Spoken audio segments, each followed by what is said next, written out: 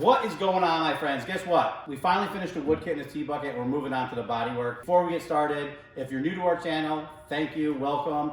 And if you're a returning subscriber, friend, welcome back.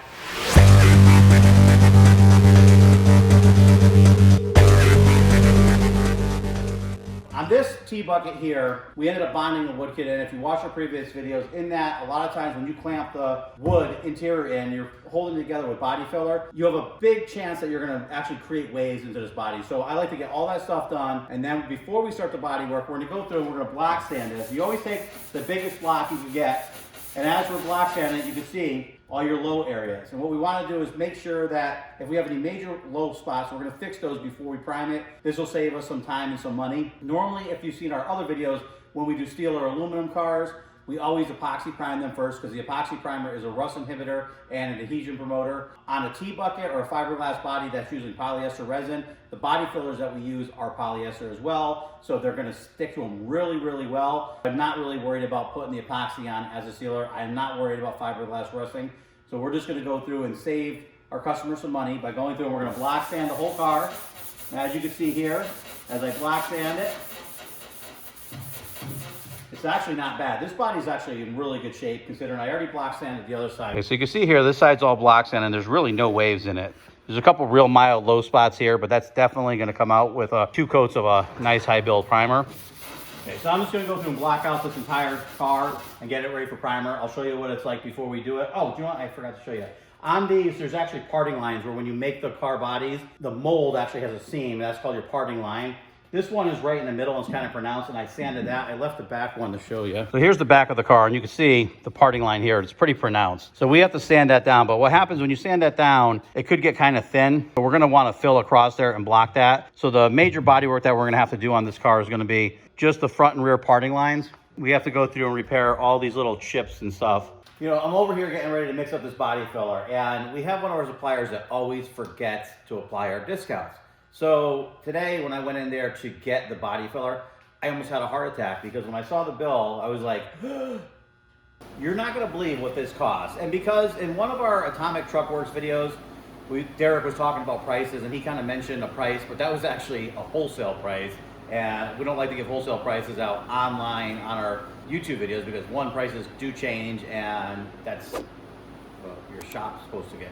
You know, we buy in volume so that we could get a little bit of discount on these products. So with that said, guess what this body filler costs right here, retail.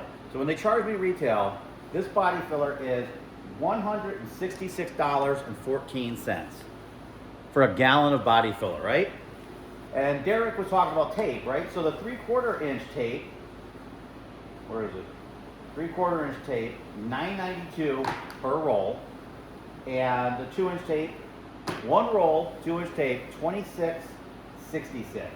We did get some other stuff like the little black heat shrink tubes that for electrical for the Jeep that Rick's working on. One of them was $14, one of them $8. And then a little thing of solder paste was $22.68. That's a lot of money. That's a lot of money for materials. When you're doing this stuff, the reason we use the good stuff is you do it once, you do it right, and it lasts a long time. You can't be like buying cheap body filler, putting it on there, having it fall off, having it shrink, because you're still spending money. So you do have to go to extra mile, spend a little bit more to get the better quality stuff.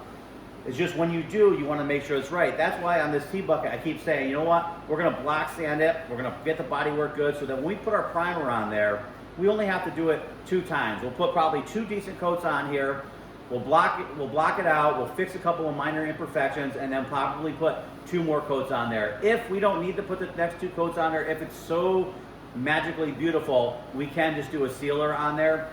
But I like to actually make sure we have a little bit of material millage buildup for our primers. I think that's what we're going to be end up being at this one here, so we'll see. All right, so I'm finishing up the blocking now. We're getting real close. One thing I forgot to say, which I wanted to say, is if you have a fiberglass body and you have access to a baking spray booth, it's really good before you start working on these to put them in the booth and bake it for a while, because when they come through, a lot of times there could be little blisters in there. What we end up doing is we'll take a heat gun, you can kind of pass it along, and you'll see if there's a blister, or you can lightly sand the vehicle and you'll see like some wobbles and you'll know there's an air bubble in there. If there is, you want to pop them out and fill those. With this one here, this body was actually in really good shape. There wasn't any air bubbles in it. One thing that you do have, whenever you have sharp edges and they're really sharp, and bodywork you really want that because a sharp edge shows you like how perfect something is, and you can sight it and see that it's straight, which is great. And this body did have some very sharp edges on it.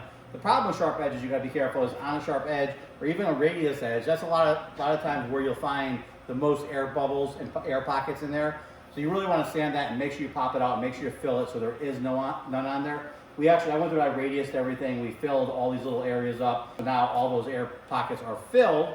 One other thing I wanted to add is if you bodywork a T-bucket as if you are bodyworking any vehicle and you spend your time and do it right, you could get a nice job. A lot of people will actually go and cut corners, or because they're doing it at home, they're totally proud of it, and they're not going to block sand the whole thing out. They just kind of scuff it and go, which you could do that, but you're going to see a lot of waves and ripples in the body. So if you go through and reinforce it really well on the inside like we did, make sure the body works out, this car will not get a lot of waves and ripples. It is fiberglass, and if the company who made it used the general purpose polyester resin, it is a lower grade resin, so it's possible that it will shrink over time, but you'll have a vehicle that lasts a lot longer, looking better if you do it the right way. So I highly suggest taking your time, body working it right, bringing all your sandpapers down to a fine grit, like I said, to 220, 320 before you prime it, then primer it, then block sand it again. We're gonna do that in a later video. We're gonna guide coat it, we're gonna block it out and make sure that there's no waves or ripples. And here comes Grace. She always remembers to like, share, follow, and subscribe to our channel.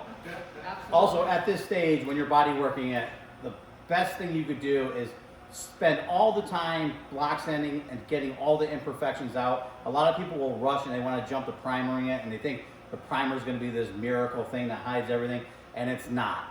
You know, primer is made to go on real thin. You don't want it thick and gloppy, because if you put it on thick and gloppy or have big scratches you're going to fill, it's going to shrink. And all this work you're going to do, at the end result, your body work's going to shrink afterwards. Your paint's going to look shrinky, and you'll see sand scratches. You don't want any of that stuff. So sand this the best you can. I go through and I check it multiple times, and we're going to take this down to probably like a 220 grit sandpaper.